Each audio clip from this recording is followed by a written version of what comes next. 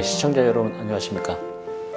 오늘은 제6강 생명의 원리에 대해서 말씀드리도록 하겠습니다. 오늘 이 시간부터 이제 그 강론을 설명드리는 시간이 되겠습니다.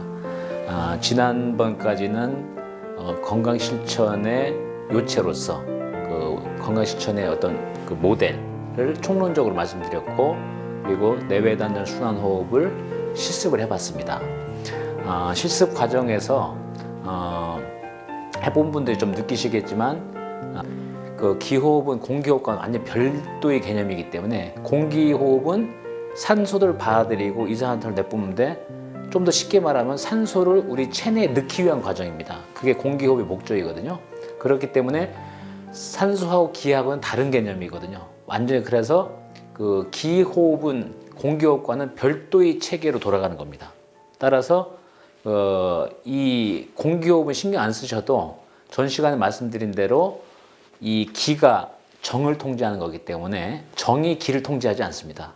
오히려 지지하는 기능이 있거든요. 정이. 따라서 그 통제는 기가 정을 통제하는 거고, 정 안에 공기호흡도 있고 혈액순환도 있고 그다음에 림프순환도 있는 겁니다. 따라서 그 기호흡이 잘 돼서 기가 원활하게 순환이 잘 되면 그 공기호흡은 저절로 됩니다. 의식하지 않으셔도. 그래서 전혀 의식하실 필요가 없고요. 혈액순환도 저절로 됩니다. 그리고 이 림프 순환도 저절로 잘 되기 때문에 면역력이 세지는 겁니다. 면역의 그 원천이 림프거든요. 그렇기 때문에 림프는 강론 시간에 다시 또 말씀드리겠습니다. 그래서 기호흡을 하실 때는 기호흡에만 의식을 집중하시면 됩니다. 다른 신경 쓰실 필요 전혀 없고요. 공기가 제대로 숨이 쉬어지나 이런 걸 걱정하실 필요가 없습니다. 내외단전 순환호흡은 단전호흡의 원리를 가장 정확하게, 그리고 가장 쉽게, 남녀노소 누구든지 아주 쉽게 할 수 있습니다. 언제든지 할 수 있습니다. 그리고 굉장히 편하게 할 수 있습니다. 그리고 어렵지를 않아요.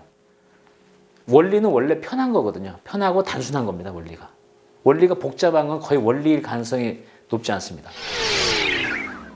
오늘 이 시간은 이제 생명의 원리에 대한 그 설명이 되겠습니다. 이 다음번에는 병의 원리를 이제 설명드릴 예정인데, 병의 원리를 알려면 생명의 원리를 잘 아셔야 됩니다. 이 생명의 원리가 기본 의료이기 때문에 그렇습니다. 생명의 그 원리는 우리가 어떤 건강 실천을 위한 행동을 함에 있어서 가장 알고 있어야 되는 원리입니다. 건강 실천을 위한 요체를 행동을 옮기실 때 이 생명의 원리를 알고 계시면 좀 더 그 깊은 뜻을 알게 되고, 따라서 그 건강 실천을 위한 행동을 하실 때 정확한 인식이 더 공고하게 돼서 실천이 더 잘 될 수 있는 이런 효과가 있습니다. 그러면 그 생명의 원리에 있어서 가장 중요한 원리 중에 하나가 수승화강의 원리입니다. 요건 그 총론 시간 잠깐 설명드렸습니다만 이번 시간에 좀 더 자세하게 설명을 해드리도록 하겠습니다. 생명력의 원천은 물에 있습니다. 물. 우리가 태어날 때도 양수 속에서 태어나거든요. 그리고 우리 몸을 이루는 거, 아기 때는 90%가 물이고, 성년일 때는 70%가 물이고, 노년일 때는 50%가 물이고, 그러니까 노화된다는 거는 물이 준다는 거와 같은 뜻입니다. 그렇기 때문에 그걸 뒤집어 설명하면은 물이 생명의 원천인 겁니다. 한 개인의 생명에서도 물이 그 원천이 되는 겁니다. 또 하나의 사회적으로 보더라도 4대 문명이 발상한 것이 다 물 근처입니다. 강 근처죠. 강 근처에서 다 그 도시가 발달하고 문명이 싹을 튼 겁니다. 우리 지구상의 최초의 인류의 문명을 발상한 그 종족이 환족입니다. 그 환족도 어디서 문명을 발상했냐면요, 그 러시아의 바이칼 호수라고 있습니다. 내륙에 있는 호수 중에 제일 큰 호수고 제일 깊은 호수입니다. 거기에 그 물 옆에 그 신시를 창시했어요. 문명을 이제 거기다 그 게시한 이런 그 민족인데, 그렇게 그 개인적으로도 물이 중요하지만 그 사회적으로도 또는 국가적으로도 그리고 하나의 민족이든 그 다민족이든 물 근처를 떠나서는 잘 성립이 안 됩니다. 따라서 요 물은 생명 원천이면서 기본적으로 자연력으로 봤을 때는 물은 내려가거든요. 근데 생명력이라는 거는 자연력의 반대이기 때문에 물이 올라가야 됩니다. 물기운이. 물기운이 내려가게 되면 그건 자연력에 의해서 다시 우주의 근본인 기로 환원되는 과정이죠. 즉 색즉 시공의 과정입니다. 색은 삼라만상이고 공은 기와 똑같은 개념을 말씀드렸지 않습니까? 생명의 과정은 공즉 시색이죠. 공이 음의 힘에 의해서 어떤 물질을 만들어낸 것이 색이거든요. 그래서 수기가 만약에 내려간다 하면 그거는 자연력이 커져서 그 생명의 입장을 보면 생명이 끝나가는 과정, 그 죽음의 과정입니다. 죽음의 과정. 그리고 자연에서 보면 불은 위로 올라가죠. 불이 내려가는 경우는 없습니다. 따라서 자연력, 점점 우주의 기본적인 가장 기본적인 요소인 기로 돌아가는 과정에 본다면은 물은 내려가고 불은 올라가게 되죠. 그래서 수강 내려갈 강자, 수강 화승 올라갈 승자입니다. 그래서 수강 화승이 자연력을 상징하는 말이 되는 거고 생명력을 상징하는 것은 그 반대입니다.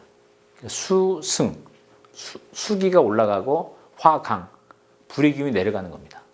이제 다시 그 원리를 우리 몸에 적용해 보면 우리 몸 안에서도 수기가 위로 올라가고 화기가 내려가야 돼요. 근데 수기를 관장하는 그 단전이 하단전이죠. 정이죠, 정. 그래서 하단전이고 거기에서 위로 올라가야 되니까 어떤 길이 있어야 됩니다. 그 길이 있어야 되는데 이 수기, 물의 기운이 올라갈 때는 우리 몸의 전면부에 있는 우리 몸의 그 위로 올라가는 기의 기를 기맥이라고 하는데 그를 경맥이라고 하거든요. 그 다음에 좌우로 흐르는 가로로 흐르는 맥을 락맥이라고 합니다. 그래서 그 교차점을 경락이라고 하죠. 경락. 경락은 엄청나게 많은 겁니다. 많은데 그 중에서 중요한 경락 그걸 요혈이라고 그러죠. 요혈. 그러니까 침은 그런 데다가 내부에서 기를 못 돌리는 사람을 위해서 강제로 돌려주기 위해서 중요한 요혈에다가 침을 놓는 겁니다. 그러면 침에 의해서 기가 강제로 돌거든요. 근데 만약에 자기 스스로 기를 돌릴 수 있다 하면 침을 맞을 필요가 없죠. 그러니까 수기가 올라가는 길을 우리는 그 이 경맥 중에서 우리는 특히 인맥, 고속도로죠. 뭐 길도 뭐 넓은 길도 있고 좁은 길도 있고 여러 가지 길이 많거든. 사실 엄밀히 말하면 사선으로 흐르는 기맥도 물론 있습니다. 근데 그 기의 고속도로 앞으로 흐르는 맥을 인맥이라고 임신할 때 임자를 쓰죠. 그래서 인맥이라 하고 그래서 인맥은 반드시 올라가는 것이지 내려가는 거를 거꾸로 알고 계신 분은 요 시점 이후부터는 완전히 잘못 알고 있는 걸 버리셔야 됩니다. 물론 사람이 점점 죽어가는 과정이 있다면은 수강이 됩니다. 그러니까 인맥을 통해서 기가 내려가는 거죠. 수기가 내려가는 거죠. 진맥을 해보면 그런 사람들이 있습니다. 그 화의 기운을 상징하는 것이 심장입니다. 우리 몸에서는 심장이 화기를 상징하는 건데, 그거는 우리 몸의 그 경맥 중에 뒷면에 있는 경맥 중에서 가장 큰 길, 기의 고속도로가 동맥이라고 합니다. 그래서 인맥은 올라가는 그 수기가 올라가는 길이고 동맥은 화기가 내려가는 길입니다. 이렇게 됨으로써 수승은 인맥으로, 화강은 동맥으로 한다. 이런 기본 원리를 이해를 하시면 되겠습니다. 그래서 수승 화강에도 이렇게 깊은 뜻이 있는 겁니다. 그 한마디로 표현했지만 그 안에 그 단어가 갖고 있는 깊은 뜻을 굉장히 많은 겁니다. 수승 화강의 원리가 잘 적용이 되면 그 우리가 이제 그 한의학에서 쓰는 말 중에 두한종렬이라는 말이 있습니다. 머리는 차갑게 하고 발은 따뜻하게 하라는 거죠. 온돌이 요거를 가장 실천한 좋은 난방법이다라고 얘기하지 않습니까? 그래서 우리 보면 아랫목에 불을 떼잖아요. 거기에 발을 놓지 않습니까? 그러면 발을 따뜻하게 하는 거죠. 반신욕도 뭐냐면 종려를 하기 위한 거죠. 발을 따뜻하게 하기 위한 건데, 요거는 그 외부로 강해주는 겁니다. 마치 침을 기를 스스로 못 돌릴 때 침을 강제로 기를 돌려주셔서 침을 놓듯이 침 대신에 따뜻함이라는 뜨거운 거로 그 온돌에 구들장 쪽에 발을 둬면 발이 따뜻해지면서 기가 위로 올라가고 또 내려가는 거를 외부 힘을 빌려서 이루어지게 되죠. 따라서 두한종려이라는 거는 그 구들목처럼 외부에 따뜻한 것 또는 반신욕처럼 발을 따뜻하게 외부에를 자극을 줌으로써 기를 돌려가지고 수기를 위에 올려서 머리는 차가워지고 발은 따뜻해지게 하는 건데, 수승화강이 되면 저절로 됩니다. 저절로. 마치 기호흡이 되면은 공기호흡이 저절로 되는 거 똑같은 거죠.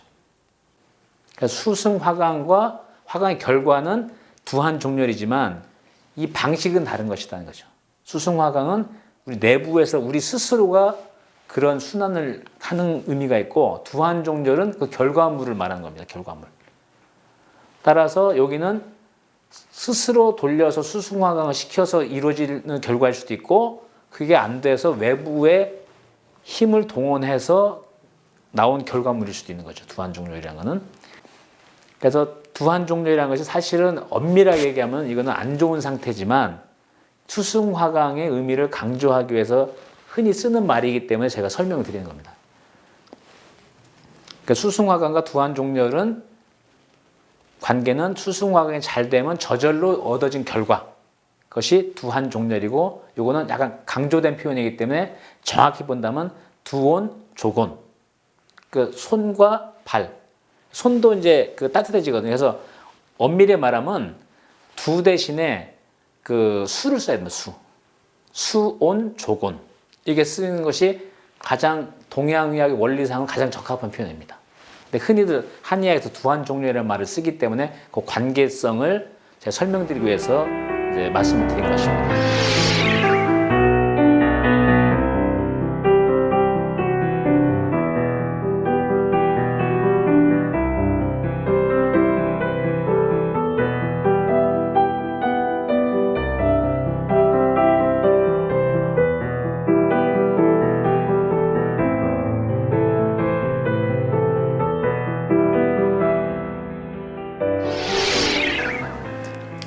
다음은 이제 육장육부, 생명의 원래 두 번째입니다. 육장육부에 대해서 기초적인 부분을 설명드리고 다음 시간에 그 제7강에서 좀 자세하게 말씀드리도록 하겠습니다.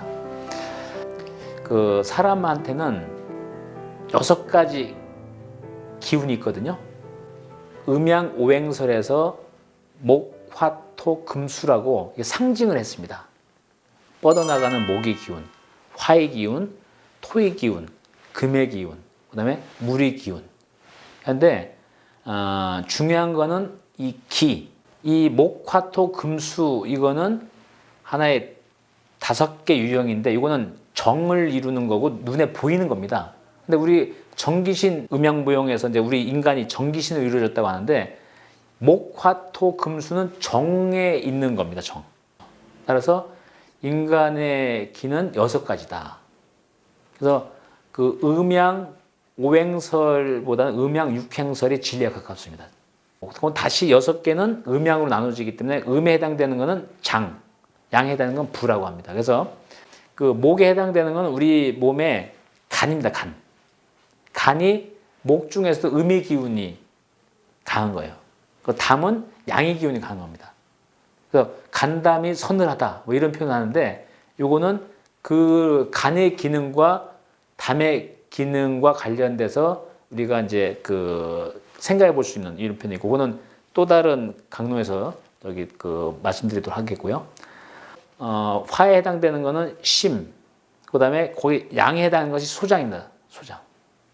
그리고 토의 음에 해당되는 것이 비, 췌장이라고도 하고 지라라고도 표현하는 것입니다. 거기에 비고, 양에 해당되는 것이 위입니다. 위. 그 토가 균형을 잡아주는 기호인데 그 말이 행동이 균형을 깨지게 한다는 뜻입니다. 비위가 상한다는 것이. 대부분 보면 그 정말 너무 불균형한 말이나 행동을 보면은 우리가 비위가 상하잖아요. 그런 거에 하고 연결됩니다. 그리고 금에 해당되는 것이 금 중에서 음에 해당하는 것이 폐장입니다. 폐. 그리고 양에 해당하는 것이 대장이죠. 그다음에 수에 연결돼서 수에서 음에 해당되는 것이 신장, 신입니다. 신. 그다음에 양에 해당하는 것이 방광입니다. 그래서 우리가 지금 요 정에 해당되는 부분을 좀 더 한 걸음 더 들어가 보면은 이 5개 나눠져 있고, 그것이 음양별로 해서 보면 음에 해당되는 것이 간, 심, 비, 폐, 신. 이렇게 간, 심, 비, 폐, 신 하면 좀 외울 필요는 굳이 없지만 우리가 좀 더 이렇게 우리가 원리 이해를 좀 더 심화시키려면 어느 정도는 우리가 인맥과 동맥은 아는 것이 좋듯이 이런 기초적인 개념들을 아시는 게 좋습니다. 그래서 간심, 비폐신은 우리가 장이라고 다 붙이고 간장, 심장, 비장, 폐장, 신장 하지 않습니까? 이거는 음이구나 이렇게 이제 이해를 하시면 되겠고요. 담, 소장, 위, 대장, 방광 이거는 양입니다. 그래서 부자를 붙입니다. 그래서 보통 우리가 담하지만 담부해도 됩니다. 그 소장이라고 하면 소장부라고 해도 되고요. 위도 위부 해도 똑같이 사용할 수 있는 말입니다. 대장도 대장부, 방광도 방광부. 근데 보통은 이제 부자는 잘 안 붙이죠. 잘 안 붙이는데 붙여도 전 상관없는 것이 됩니다. 그리고 기에 우리가 6번째 중요한 그 기에에서 음에 해당되는 것을 우리가 기장이라고 부를 수 있고요. 기가 다시 발산되는 힘에 의해서 인포메이션 또는 근본적인 뜻으로 포괄하는 신부라고 표현을 제가 여기서 했습니다. 그래서 이 부분은 기존의 이론에서 나오는 용어하고 좀 다릅니다. 그래서 우리 보통 오장육부 이렇게 표현하는데요. 그거는 정확한 표현이 아닙니다. 육장육부가 정확한 표현입니다. 우리가 눈에 보이는 거를 지칭하겠다 하면 오장오부입니다. 오장오부인 거고 눈에 보이지 않는 것까지 한다면 육장육부라고 표현하는 게 맞죠. 오장육부라는 거는 눈에 보이는 거하고 눈에 보이지 않는 것 중 일부만 하면은 그거는 적절한 표현이 아닙니다. 그래서 음양 오행설보다 음양 육행설이 더 진리에 가깝고 오장육부는 진리를 잘못 표현한 거죠. 육장육부가 정확한 표현이기 때문에 우리 포럼에서만큼은 육장육부로 이렇게 표현을 하겠습니다. 물론 전에 과거의 이론을 설명할 때는 오장육부라고 표현할 수밖에 없는 것도 있습니다. 그건 과거에 그렇게 썼기 때문에. 그렇지만 정확한 개념을 우리가 알는 이 시점에서 본다면 육장육부가 가장 정확한 표현이다라는 말씀을 드릴 수가 있습니다. 우리 여기서 보면은 이 간담, 간 옆에 담이 있잖아요. 그다음에 비위도 가까이 붙어 있고 신장하고 방광도 가까이 붙어 있으니까 좀 이해하기 쉽습니다. 비교적. 이해하기 쉬운데 심장하고 소장 완전히 별개의 개념같이 느끼거든요. 그다음에 폐장하고 대장 이게 어떻게 그게 연결되느냐? 이 비과학적인 거 아니냐? 이게 순 엉터리 아니냐? 이렇게도 얘기하시는 분들이 있는데 그거는 좀 더 깊이 들어가지 않고 하시는 말씀이고요. 그걸 설명을 드리도록 하겠습니다. 그걸 설명을 드리려면 일단 공기호흡에서 말씀드렸듯이 호흡은 외호흡과 내호흡으로 구분할 수가 있습니다. 그래서 외호흡은 말씀드린 대로 산소를 받아들이고 이산화탄소를 내뿜는 기능이죠. 그래서 이거는 코와 입으로 산소가 들어와서 공기가 들어오면서 산소가 들어와서 폐에서 치환이 되는 거죠. 동맥을 통해서 산소를 보내고 정맥을 통해서 들어온 이산화탄소를 허파를 통해서 폐를 통해서 바깥으로 다시 코와 입을 통해 내보내는 거죠. 그것을 외호흡이라고 합니다. 외호흡. 그리고 내호흡은 세포호흡이라고도 하거든요.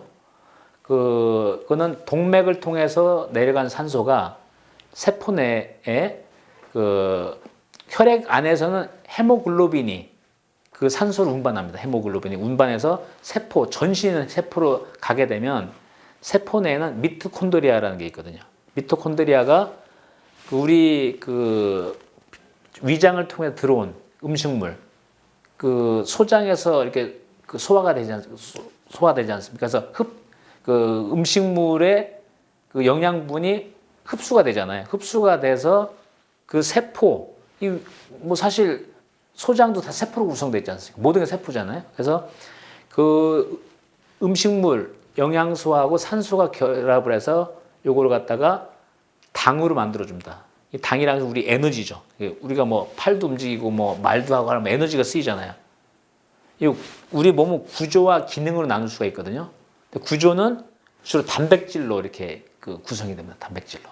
근데 에너지는 탄수화물과 지방으로 많이 쓰입니다.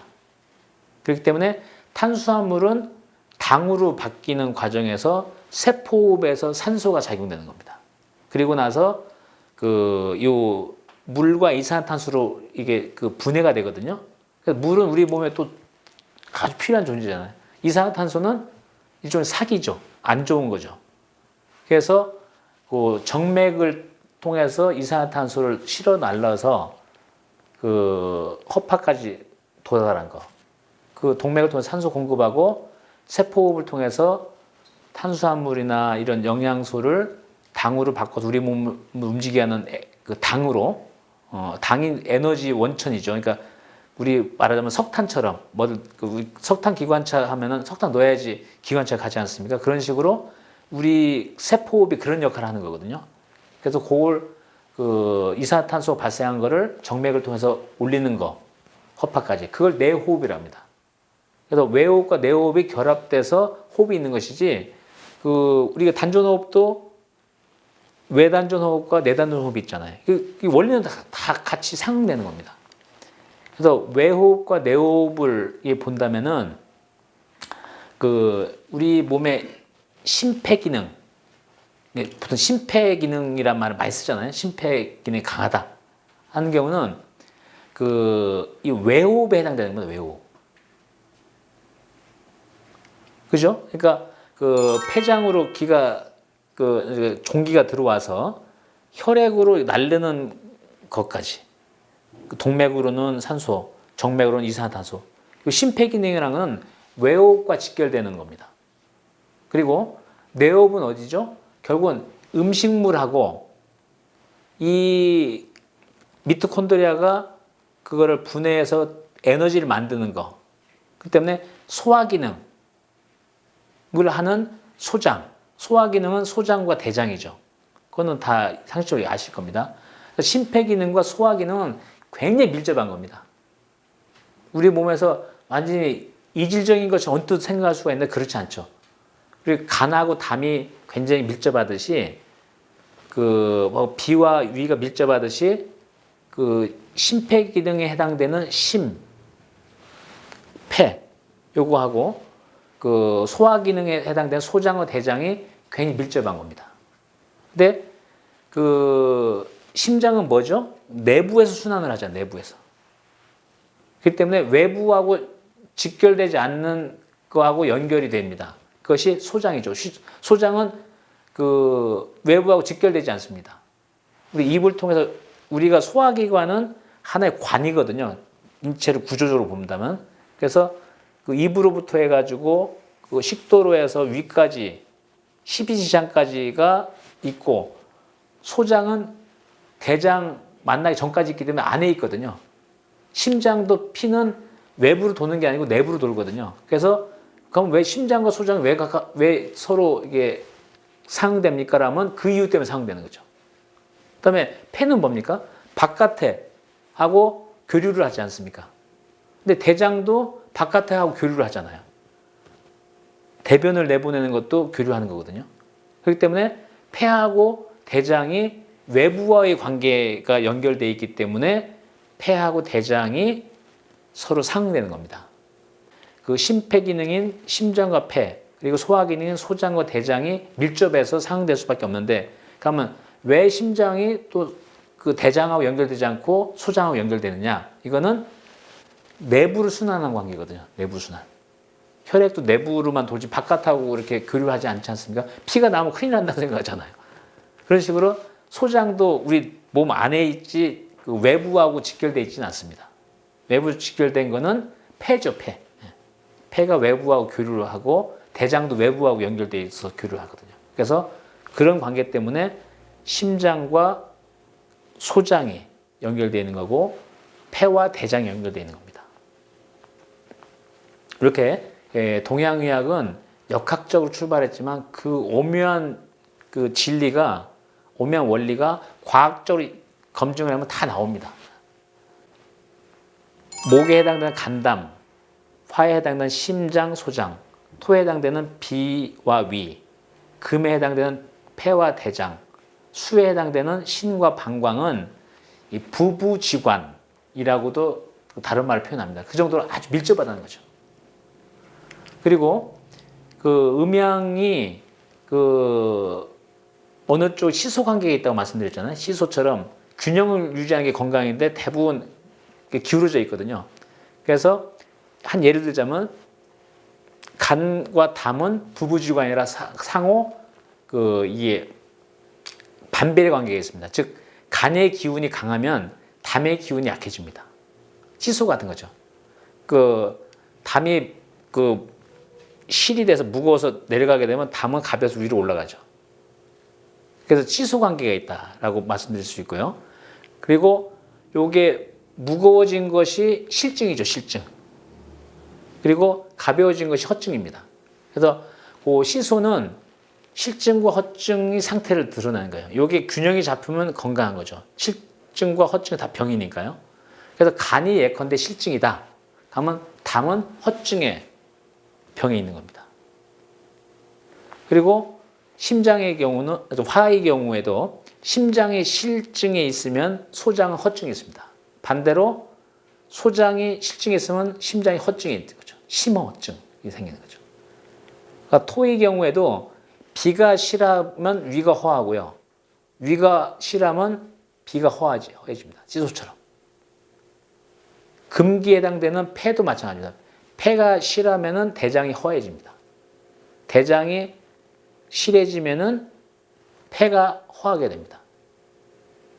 그래서 요 나중에 이제 신체 기관과 연결되는 데서 더 자세하게 설명을 드릴 건데 요거 나중에 우리 신체 기관, 감각 기관 그리고 우리의 욕구와 감정과 다 연결됩니다. 이게. 그럼 우리 마지막 부분에 해당되는 기인데 기에 있어서 기장이 음에 해당되는 거고요. 신부가 양에 해당되는 겁니다. 이것도 마찬가지 시소의 관계가 있습니다. 기장이 실하면 신부가 허해져요. 신부가 실하면 기장이 허해집니다. 그러니까 영성이 아주 잘 발달된 경우는 기가 허해져서 그 큰 감정의 기복, 그 파장이 약해지는 거죠. 또 욕구가 강하지 않습니다. 뭐 소유욕이나 이런 거 강하지 않은데 거꾸로 되면은 예컨대 그 기장이 실해지면 신부가 허해져요. 그러면 욕구와 그 어떤 파동이 진 감성적이게 되면은 신이 약해지기 때문에 통제를 못 합니다. 그러니까 평상시에는 신이 기를 통제하는데 기가 워낙 파동을 치고 실해지고 너무나 그 힘이 강해지면은 이 영성과 이성이 기장을 제압을 못 합니다. 우리가 흔히 뭐 너무 감정적으로 이렇게 행동하는 경우, 극단적인 감정에 치우쳐서 할 때는 이성적인 행동이 전혀 안 나오거든요. 그거 똑같습니다. 그래서 기장과 신부도 시소관계에 있다라고 말씀드릴 수 있습니다. 그래서 오늘은 여기서 좀 정리를 하고 기장과 신부 굉장히 중요한 거기 때문에 다음 강의 때 말씀드리도록 하겠습니다.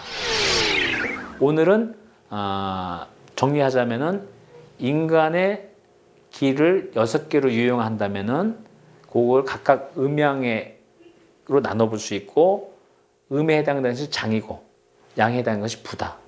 그리고 우리 정에 해당되는 걸 5가지로 다시 분석하면은 그것이 목, 화, 토, 금, 수다 하는 거고요. 그다음에 목에는 다시 간, 담, 화에는 심장, 소장, 토에는 비와 위, 금에는 폐장과 대장, 수에는 신장과 방광이 이렇게 그 배속돼 있는데 요거는 시소의 관계가 있다 하는 말씀 드렸고요. 그다음에 그 기도 기에 해당되는 걸 다시 음에 해당하는 것이 기장. 그다음에 신부. 요거는 기존에 있는 용어하고는 바뀐 겁니다. 그건 다음 시간에 설명을 좀 드리도록 하겠습니다. 그래서 이렇게 그 우리는 6장 6부로 구성되어 있다라고 볼 수 있고요. 5장 5부는 눈에 보이는 겁니다. 정의이기 때문에. 근데 그 나머지 1장 1부, 즉 기장과 신부는 눈에 보이지 않죠. 보이지 않지만 훨씬 중요한 기능을 수행합니다. 왜냐? 정을 통제하기 때문에. 기가 통제하고 기는 다시 신이 통제하기 때문에. 이게 훨씬 중요한 거죠. 그리고 요 심장과 소장이 연결되는 이유, 폐장과 대장이 연결되는 이유는 호흡에서 외호흡과 내호흡으로 구분할 수 있고 외호흡에 상응되는 것이 심폐기능, 이거 내호흡에 해당되는 것이 소화기능이듯이 그 심장과 폐장은 밀접하죠. 그러니까 바로 붙어 있습니다. 그러니까 이 우주가 참 오묘하게 그 이렇게 만들기 때문에 유사한 기능을 서로 협조해야 되는 관계는 멀리 떨어놓지를 않았어요. 그러니까 심장과 폐장이 가에 붙어 있잖아요. 그 소장과 대장 붙어 있지 않습니까? 그런 식으로. 그래서 그 심장과 소장이 각 연결되는 이유는 내부 순환 관계이기 때문에. 그리고 그 폐장과 대장의 인구는 외부 순환 관계이기 때문에 그렇다는 말씀을 드리고요. 요 각각의 장과 부, 음과 양은 시소 관계가 있다. 따라서 우리가 기를 잘 순환시켜서 이거를 시소 관계에 있지 않고 균형 잡히게 되는 거, 이것이 건강을 유지하는 길이다라는 말을 다시 한번 강조를 드리면서 오늘 6강을 마치도록 하겠습니다. 감사합니다.